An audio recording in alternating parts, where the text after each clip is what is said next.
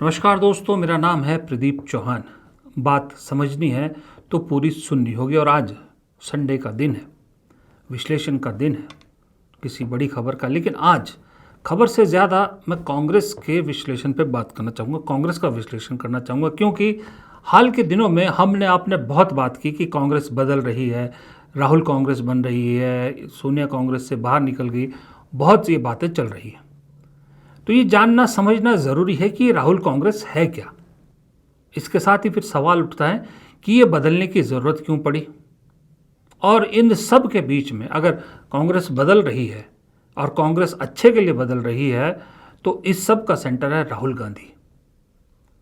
राहुल गांधी बाहर से क्या करते हैं क्या नहीं करते हम रोज़ बात करते हैं, लेकिन राहुल गांधी असल में है क्या, राहुल गांधी की सोच क्या है, ये जानना भी तो ज़रूरी है ना। कि आदमी की सोच के हिसाब से अगर पार्टी में बदलाव हो रहा है तो वो सोच है क्या।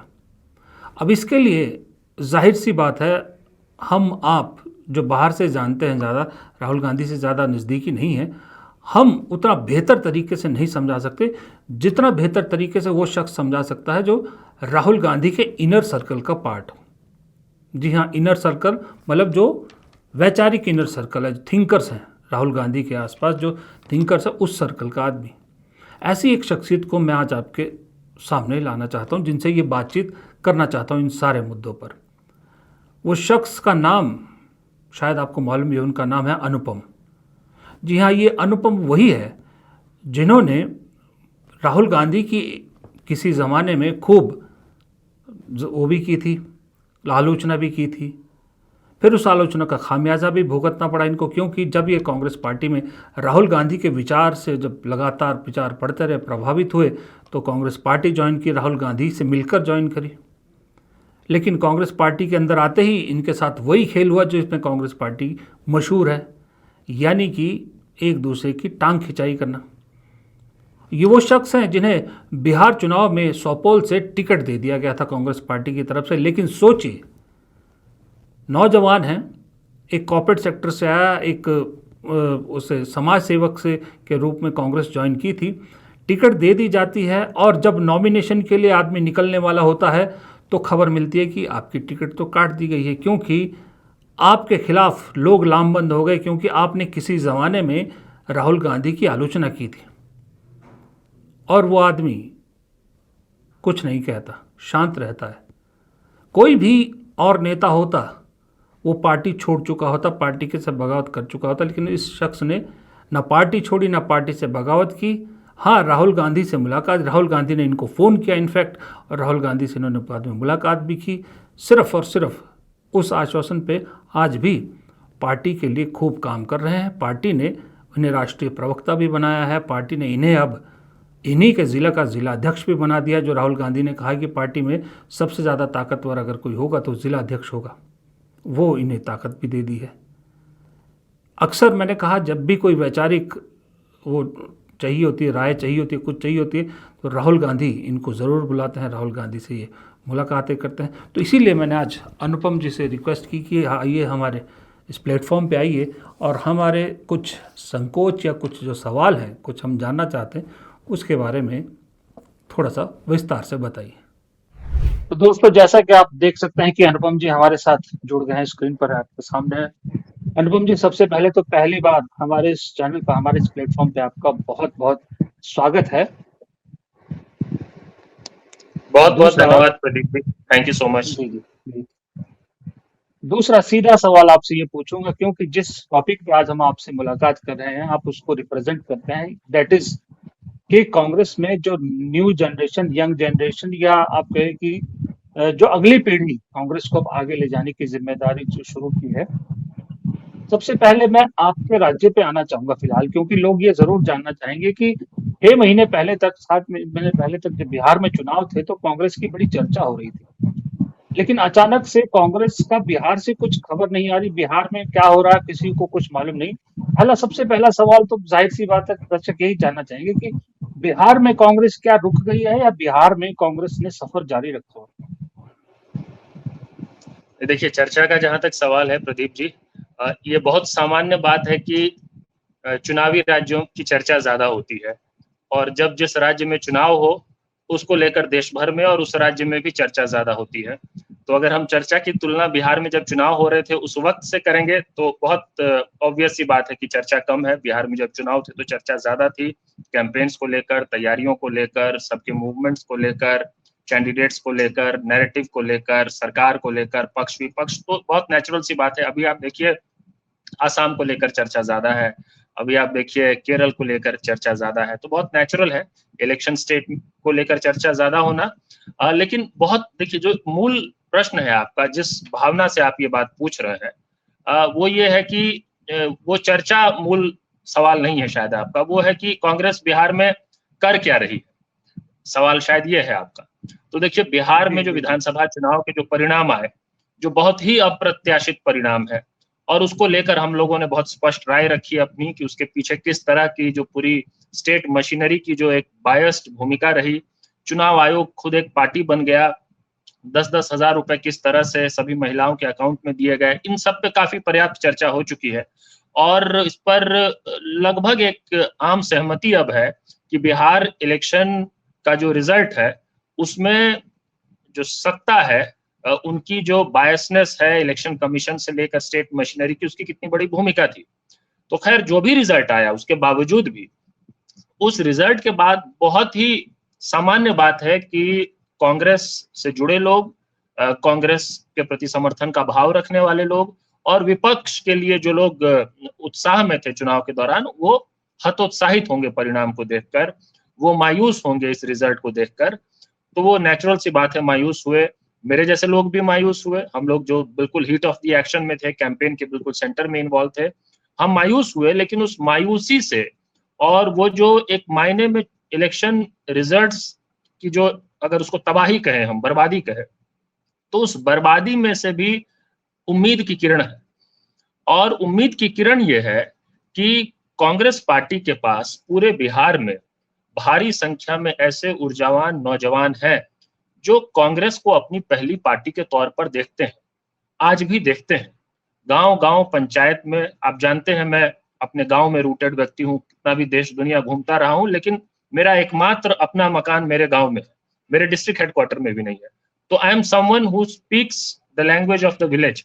तो गांव का जो सेंटिमेंट है, मैं आपको बता रहा हूं कि बिहार के गांव-गांव पंचायत में कांग्रेस के प्रति इमोशनल कनेक्ट रखने वाले भारी संख्या में लोग हैं और युवाओं का एक बड़ा वर्ग है जो पिछले कुछ समय में खास तौर पे बेरोजगारी, महंगाई, पलायन जैसे मुद्दे को लेकर बिहार में भाजपा एनडीए से त्रस्त हुआ है और वो कांग्रेस की तरफ, राहुल गांधी की तरफ मुड़ा है। और हम जैसे लोग, हमारे आंदोलन से जो भारी संख्या में अलग अलग जगहों पे लोग जुड़े हुए थे, वो लोग जो एक समय तक बिल्कुल नॉन पार्टीसन थे, पार्टियों से स्वतंत्र होकर, भले वैचारिक रूप से हम लोग हमेशा भाजपा के विरोधी रहे हो, लेकिन पार्टियों से स्वतंत्र होकर काम करते थे, ऐसा बड़ा वर्ग अब कांग्रेस के साथ आया है। तो ये एक पॉजिटिव होप है। और मुझे लगता है कि जितनी कांग्रेस पार्टी लड़ने, संघर्ष करने के मोड में आएगी, जितनी ज्यादा कांग्रेस पार्टी मॉरल स्ट्रेंथ रखने वाले एनर्जेटिक यंगस्टर्स के लिए स्पेस बनाएगी, उतनी ज्यादा कांग्रेस का भविष्य बनेगा। और जब हम कांग्रेस के भविष्य की बात करते हैं, एक नए तरह जी अनुपम भाई, अगला सवाल मेरा यही था, मैं थोड़ा सवाल बोला क्योंकि आप इसी बात को कंटिन्यू रखिएगा। क्योंकि बिहार मैंने इसलिए पूछा कि आप बिहार से आते हैं, बिहार की कोई खबर नहीं मिल रही थी, तो इसलिए मैंने शुरुआत उससे की। लेकिन मेन मुद्दा मेरा दूसरा है, आपको मालूम है आज का कि हम देख रहे हैं और लगातार चर्चा हो रही कि कांग्रेस बदल रही है। एक टर्म यूज हो रही है कि सोनिया कांग्रेस से अब राहुल कांग्रेस बन गई है और इफेक्ट दिख रहा है, नो डाउट। आपका टिकट डिस्ट्रीब्यूशन हो, आपके पदाधिकारी हो, जिम्मेदारियां हो, सड़क पे हो, संसद में हो, सब जगह असर दिख रहा है।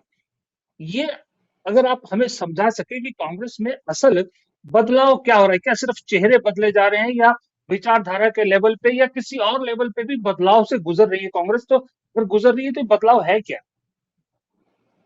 देखिए, मुझे लगता है कि विचारधारा के स्तर पे तो 1885 से लेके आज तक कांग्रेस की एक बहुत स्थायी और बहुत स्पष्ट विचारधारा रही है। और कांग्रेस की ही विचारधारा है जो असल में भारत या भारतीय उपमहाद्वीप की विचारधारा रही है। पूरा जो आइडिया ऑफ इंडिया बिल्ड हुआ, शेप लिया है, वो असल में उसके केंद्र में कांग्रेस का मूवमेंट और कांग्रेस पार्टी रही है। इंडिपेंडेंट इंडिया में जितने डेमोक्रेटिक इंस्टीट्यूशंस, डेमोक्रेटिक प्रोसेसेस और डेमोक्रेटिक स्पिरिट बना, और हम दुनिया के सबसे बड़े और सफल लोकतंत्र बन पाए, उसके केंद्र में कांग्रेस पार्टी रही है। कांग्रेस पार्टी ने, पंडित नेहरू ने इस देश को लोकतंत्र का प्रशिक्षण दिया है, मैं बड़ी जिम्मेदारी से कह सकता हूं, प्रशिक्षण दिया है, तैयार किया है। कांग्रेस पार्टी ने इस देश के लोगों को, जो सैकड़ों हजारों सालों से खुद को प्रजा मानते थे, उनको 1947 के बाद प्रजा से नागरिक बनाया है। प्रजा और नागरिक का एक बहुत मूलभूत फर्क है। नागरिकों के पास अधिकार होता है, प्रजा के सिर्फ कर्तव्य होते हैं। कांग्रेस ने अधिकार देने का काम किया है। और जब आप देखेंगे कि कांग्रेस ने कितने तरह के अधिकार दिए हैं, सूचना का अधिकार हो, काम का अधिकार हो, वोट का अधिकार हो, लंबी लिस्ट है, उसमें मैं नहीं जा रहा हूं। तो कांग्रेस ने हमें प्रजा से नागरिक बनाया, कांग्रेस ने इस देश के डेमोक्रेटिक इंस्टीट्यूशंस को स्थापित किया, और कांग्रेस ने उस मूलभूत संरचना को स्थापित किया जिसके आधार पे आज हम विकसित भारत जैसे जुमले दे पा रहे हैं। विकसित भारत, आत्मनिर्भर भारत, ये जितनी जुमलेबाजी आज हो रही है, उसका कुछ फाउंडेशन होगा ना। कितने इंस्टीट्यूशंस होंगे जिनको बिल्ड किया गया, वो जो बेसिक इंफ्रास्ट्रक्चर रहा है, वो कांग्रेस ने स्थापित किया है। तो कांग्रेस इस देश की आत्मा है एक मायने में।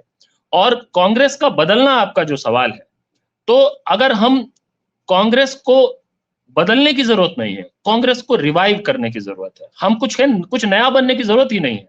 हम अगर आजादी के आंदोलन वाली कांग्रेस का जो स्पिरिट था, उसको दोबारा से आज की कांग्रेस जो बॉडी है उसमें फिर से ले आए, तो कहने को अभी की तुलना में आप उसको बदलना कह सकते हैं। मैं तो उसको बैक टू रूट्स जाना कह रहा हूं। मैं तो कह रहा हूं कि कांग्रेस को खुद को आइडेंटिफाई करने की जरूरत है आज के कांग्रेस को, और वो आइडेंटिफाई करके वापस अपनी जड़ों में, वापस अपने इतिहास में अगर चले जाए, तो जिसको आप नई कांग्रेस कह रहे हो, असल में नई कांग्रेस नहीं है। जो पुरानी कांग्रेस थी वही नई कांग्रेस है। पुरानी कांग्रेस को हम फिर से खड़ा कर देंगे तो नई कांग्रेस तैयार हो जाएगी, उसकी कोशिश हो रही है। और मैं एक छोटे से उदाहरण के साथ देता हूं, ये मैंने पब्लिकली आज तक शेयर नहीं किया कहीं पे, आपसे बातचीत में मैं कह रहा हूं। जब मैं कांग्रेस पार्टी ज्वाइन करने वाला था, तो उससे पहले राहुल जी से जब बातचीत और ये सब हो रही थी, तो उसके क्रम में कभी ऐसा हुआ कि ये बात हुई कि कांग्रेस जो है ना, कांग्रेस एक होमोजीनस यूनिट नहीं है, unlike any other party. For example BJP हो या रीजनल पार्टीज हो, ये सब होमोजीनस एंटिटी है, एक ब्लॉक है। कांग्रेस के अंदर कई सारी पार्टियां हैं, मतलब कई अलग तरह के समूह, अलग अलग समूह है, जिसकी अलग अलग थोड़ी संस्कृति है, उसके अंदर भी डाइवर्सिटी है एक मायने में। तो हो सकता है कि उसी कांग्रेस के अंदर बिल्कुल आदर्शवादी लोगों का भी समूह हो, और हो सकता है कि उसी कांग्रेस के अंदर बिल्कुल तिकड़मबाज लोगों का भी समूह हो। हर तरह का समूह हो सकता है। तो हमारे मन में यह प्रश्न आया कि ठीक है, अलग अलग तरह की पार्टियां हैं कांग्रेस में, तो क्या स्वतंत्रता आंदोलन वाली कांग्रेस अभी है कि नहीं, वो पार्टी है या नहीं। और तब हम लोगों की बातचीत में ऐसा ये आया कि राहुल जी ने कहा कि वो है एक बबल की इतनी है। हमने कहा आप उस पार्टी में है ना, आजादी के आंदोलन वाली कांग्रेस में। उन्होंने कहा कि हाँ मैं उसी में हूँ। और हमने कहा, मेरे साथियों ने कहा कि हम लोग उसी स्वतंत्रता आंदोलन वाली जो कांग्रेस है, कांग्रेस के अंदर जो कई सारी कांग्रेस है, उसको ज्वाइन करेंगे, उसमें शामिल होंगे, और फिर कोशिश करेंगे कि ये जो, जिसको आप नई कांग्रेस कह रहे हैं, मैं नई नहीं कह रहा हूं, मैं उसको पुरानी कांग्रेस में वापस जाना कह रहा हूं, वो फिर से हम निर्माण करने की कोशिश करेंगे। वो स्पिरिट एक बार आ गया अगर, तो अपने आप कांग्रेस हमेशा से लड़ाकू रही है। कांग्रेस ने अंग्रेजों को खदेड़ के भगाया, कांग्रेस ने कई मौकों पे कितनी लड़ाइयां लड़ी है। कांग्रेस असल में आंदोलन हुआ करती थी। बीच में एक समय ऐसा आया कि पार्टी अलग और आंदोलन अलग हो गया। हम एक सेल्फ क्रिटिसिज्म के तौर पे ये बात कह सकते हैं। हम ये मानने लगे कि आंदोलन करने का काम अलग तरह के लोगों का है, चुनाव लड़ने का, पार्टी चलाने का काम अलग तरह के लोगों का है। जबकि सच्चाई ये है कि कांग्रेस तो हमेशा से एक पब्लिक मूवमेंट रही है। तो हम अगर उस स्पिरिट को रिवाइव करेंगे तो कांग्रेस ही आंदोलन बन जाएगी, कांग्रेस को जन आंदोलन बनाने का प्रयास हो। और उस प्रयास में मुझे लगता है कि इस वक्त जो सबसे डिटर्मिन्ड और कमिटेड व्यक्ति है वो राहुल जी हैं। इस वक्त वो इस बात को समझ रहे हैं, वो कोशिश कर रहे हैं, प्रयास कर रहे हैं कि कांग्रेस आंदोलन रूपी पब्लिक से उस तरह का कनेक्ट रखने वाली समूह बने, पार्टी बने, और उसको बनाने के लिए कई तरह के निर्णय, कई तरह के काम करने की जरूरत है। वो लगातार पार्टी अलग अलग स्तर पे लेते जा रही है। जी जी। अनुपम जी, आपने क्योंकि राहुल गांधी का जिक्र किया, मेरी भी मतलब मुलाकात, जिसको प्रॉपर मुलाकात कहते हैं वो तो एक ही बार है, लेकिन आप तो अब जब आपने कहा कि जब ज्वाइन कर रहे थे उससे पहले भी राहुल से मिले, उसके बाद भी आप लगातार मिल रहे हैं, आपने राजनीति को बाहर से भी देखा, कांग्रेस को भी बाहर से भी देखा है, बीजेपी को भी बाहर से देखा, कांग्रेस को आप अंदर से भी देख रहे हैं। What makes Rahul Gandhi different from the others? Rahul Gandhi के बारे में वो क्या चीज है कि जो इतना कुछ झेलने के बावजूद भी वो आदमी जहां खड़ा था वहीं का वहीं खड़ा है, टस से मस नहीं होता अपने फ्यूचर से? What makes the difference? देखिए, नंबर वन, सबसे पहला और सबसे इंपॉर्टेंट बात है, वो है उनका moral fortitude, strength of character जिसको कहते हैं, मॉरल स्ट्रेंथ, नैतिक बल जिसको हम हिंदी में कहते हैं। उस मामले में मैं अपने जीवन में जितने लोगों से मिला हूं अब तक, तो वो कोई दूसरा व्यक्ति कहीं नजदीक नहीं आता है नैतिक बल रखने के मामले में और एक अनकॉम्प्रोमाइजिंग मॉरल फोर्टिट्यूड रखने के मामले में। वो उनकी सबसे बड़ी ताकत है, सबसे बड़ा स्ट्रेंथ है। मुझे लगता है एक और स्ट्रेंथ ये जरूर है कि कहने को तो वो बिल्कुल इस सिस्टम के बीच में रहे, बचपन से रहे, वो खुद इस बात को कहते हैं, हम सब इस बात को जानते हैं, लेकिन कई बार वो होने के कारण वो सिस्टम को समझते हैं, सिस्टम के सोसाइटी के साथ, ग्रास रूट्स के साथ कनेक्ट को समझते हैं।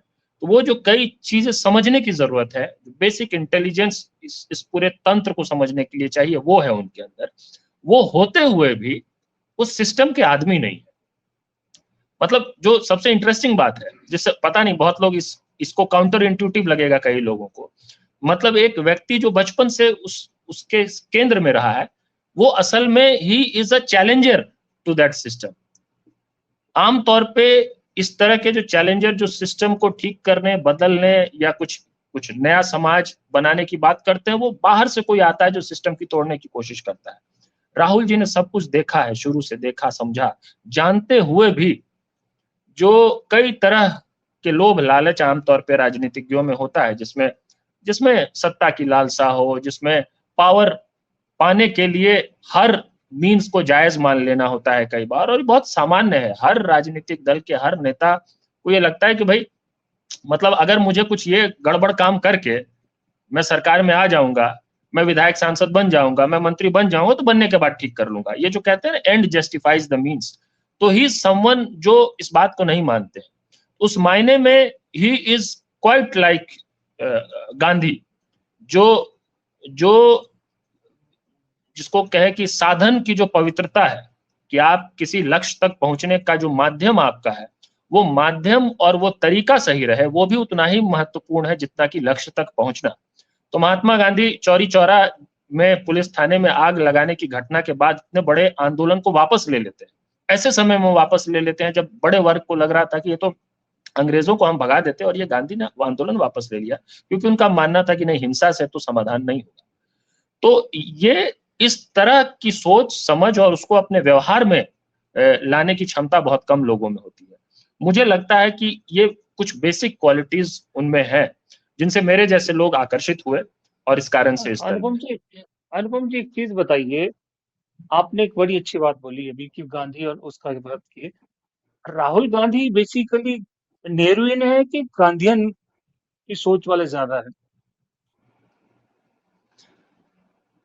देखिए, मतलब ये कठिन सवाल है, क्योंकि नहीं, जितना आप बिल्कुल, समझ पाए, जो आप समझ पाए। मैं नहीं नहीं मैं जितना समझता हूँ, उनमें कई मायनों में कई अलग अलग लोगों के जीवन के जो हिस्से हैं वो उनके जीवन में भी परिलक्षित होते हैं। तो सीधे तौर पे सिर्फ गांधीयन कह देना, या सीधे तौर पे सिर्फ नेहरूवियन कह देना, या अम्बेडकराइट कह देना, या बिल्कुल भगत सिंह के स्पिरिट का कह देना, वो शायद उचित नहीं होगा, न्याय नहीं होगा, मुझे लगता है। और मुझे लगता है कि ये कहना भी नहीं चाहिए आज के समय में।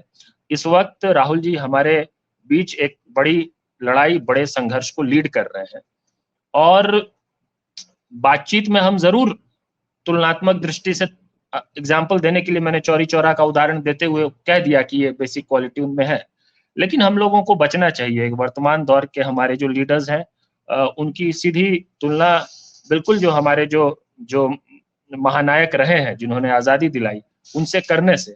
तो मैं अभी उसमें नहीं जाऊंगा बिल्कुल उस ढंग से, लेकिन एज एन इंडिविजुअल जो आपने मुझसे पूछा कि क्या क्या बेसिक क्वालिटीज हैं जिस कारण से राहुल गांधी इज राहुल गांधी, तो जितना मुझे समझ में आया उसमें थोड़ा बहुत मैंने शेयर किया, अलग अलग मौकों पे, अलग अलग जगहों पे अलग अलग बातें भी मैंने शेयर किया है उस ढंग से। लेकिन मैं अभी इसमें नहीं जाना चाहूंगा कि वो एग्जैक्टली किस लाइन पे है। आप इस चीज को एग्री करते हैं या डिसएग्री करते हैं कि जो एक बात कही जा रही, जो इस वक्त देश की पॉलिटिक्स को जिस तरफ ले जाने की कोशिश की जा रही है, खास करके डिलिमिटेशन वगैरह या हिंदू मुसलमान कर लो, उसमें आप वर्ल्ड पॉलिटिक्स सिनारियो देखिए जहां पर वॉर की टेंशन है, सब कुछ है। ऐसे में राहुल गांधी जो लीडर ऑफ अपोजिशन है, या जिसको आप फ्यूचर के तौर पे देख रहे हैं कि एक दिन देश को लीड करेंगे, रिस्पॉन्सिबिलिटी राहुल गांधी की ज्यादा बढ़ जाती है या ज्यादा बढ़ गई है? बिल्कुल, बिल्कुल। बहुत ज़्यादा बढ़ जाती है, और इसलिए भी बढ़ जाती है प्रदीप जी कि जैसे आपने कहा कि Rahul ji leader of opposition है। मेरी नज़र में मैं ये मानता हूँ कि ये तो एक चलिए कॉन्स्टिट्यूशनल पोजीशन है, विपक्ष के वो नेता हैं, लेकिन इन प्रैक्टिस व्यवहार के तौर पर वो सिर्फ विपक्ष के नेता भर नहीं है, वो इस देश में जितनी भी परिवर्तनकारी ऊर्जा है, ऐसे समूह, ऐसे लोग जो किसी भी दल में नहीं है, ऐसे लोग जो कांग्रेस के आलोचक हो सकते हैं आज के समय में भी, लेकिन जो चाहते हैं कि भाजपा की विभाजनकारी राजनीति से, मोदी अमित शाह की पॉलिटिक्स से देश को छुटकारा मिले, उन सब के वो लीडर है। ये बोलने वाली सिर्फ बात नहीं है। मैं ऐसे मूवमेंट ग्रुप्स को जानता हूं, मैं सिविल सोसाइटी ग्रुप्स को जानता हूं, मैं कई एक्टिविस्ट के समूहों को जानता हूं, जिनके लिए जो कांग्रेस की आलोचना आज भी करते हैं, और मैं उसके लिए उनकी आलोचना नहीं कर रहा हूं, वाजिब आलोचना हो सकती है, तो वो विपक्ष की पार्टियों के साथ नहीं है, लेकिन राहुल गांधी को वो अपना लीडर मानते हैं। तो Rahul Gandhi is not just the leader of opposition, he is actually the leader of all forces who want to bring a change in the country. तो इस नाते उनकी जिम्मेदारी और ज्यादा बढ़ जाती है, जिसको मेरा मानना है कि वो बखूबी निभा रहे हैं। वो सिर्फ दल तक सीमित ना होके उन सब की बातों को आर्टिकुलेट करने की कोशिश कर रहे हैं। ग्लोबल जो सिनेरियो है, जो जियो पॉलिटिकल सिचुएशन पिछले कुछ समय से दुनिया भर में बने हैं, उसकी उनमें बहुत बहुत ही अच्छी अंडरस्टैंडिंग है, ये कहने की जरूरत नहीं है। ये हम सब देखते हैं उनकी बातों से, उनके कई प्रिडिक्शन से, जो बाद में सही समय पर आकर सही साबित हो जाते हैं। तो उनको एक ग्लोबल जियो पॉलिटिकल सिचुएशन की अच्छी अंडरस्टैंडिंग है, देश की पॉलिटिक्स की अच्छी अंडरस्टैंडिंग है, देश की सोसाइटी की अच्छी अंडरस्टैंडिंग है। तो एक लीडर जिसमें वो सारा पैकेज है एक मायने में, तो वो नेचुरली वो जब फैसले लेगा कल को हमारे देश के लिए, तो वो फैसला कभी भी डिस्कनेक्टेड नहीं होगा किसी इंपॉर्टेंट एस्पेक्ट से। He is someone who understands all aspects of the game, वो समझते हुए वो फैसला लेंगे।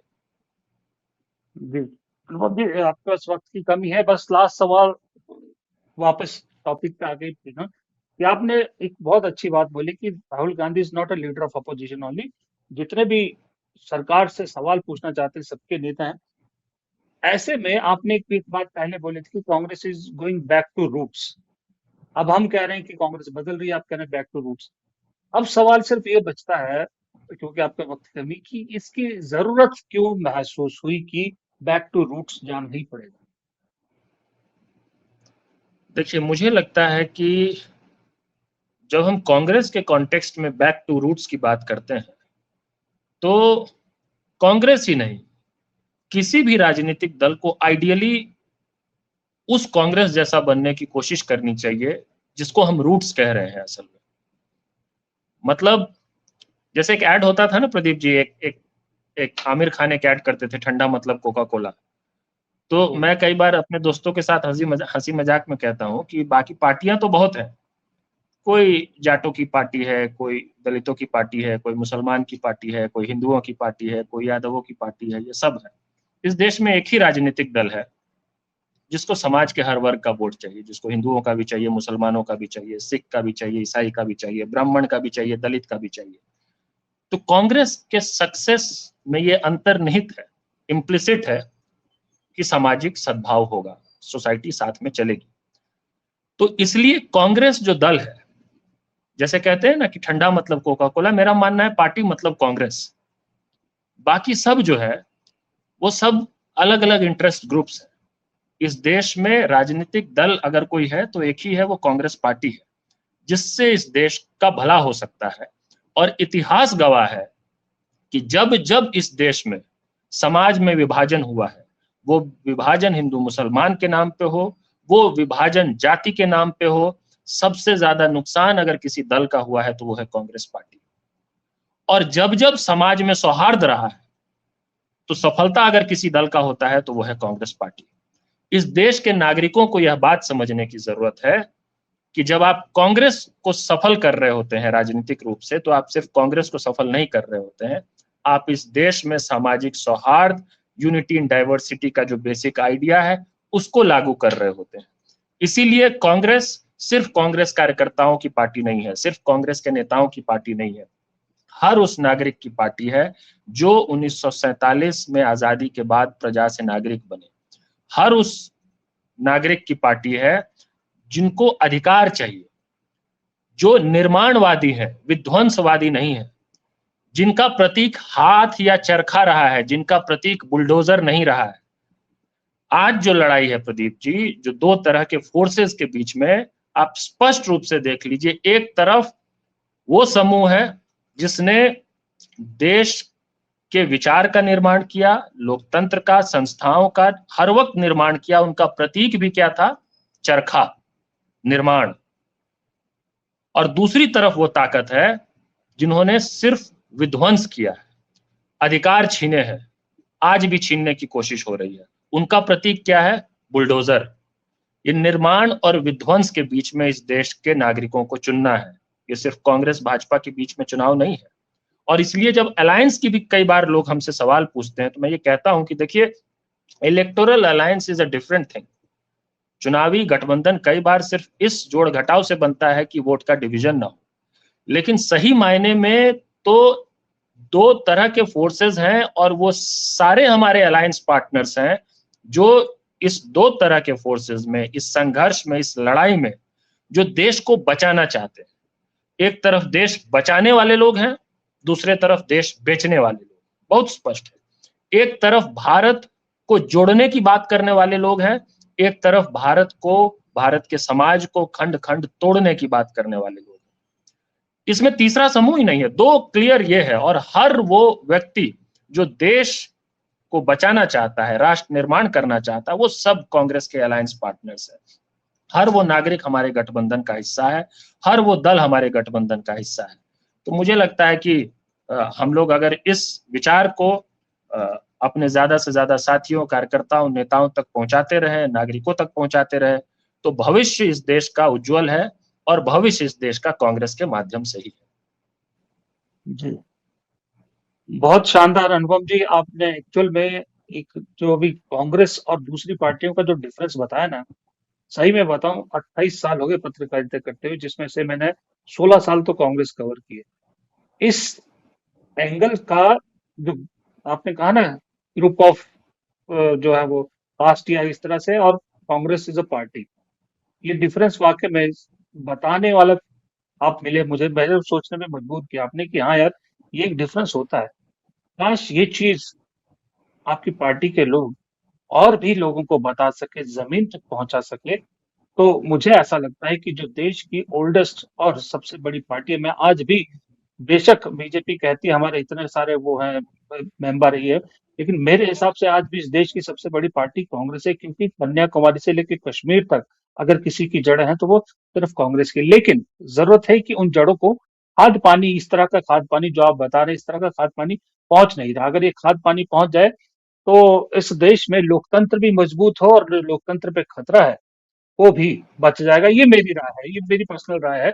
मैं दर्शकों को भी बता दूं, ये मेरी राय है। अनुपम जी से ना जोड़ें इसको प्लीज, अनुपम जी की अपनी राय हो सकती है, लेकिन आपने वक्त निकाला, इतनी सारी चीजें हमको बताई, समझाया, के लिए आपका बहुत बहुत शुक्रिया, और जल्द आपसे मुलाकात दोबारा करेंगे। बहुत बहुत शुक्रिया।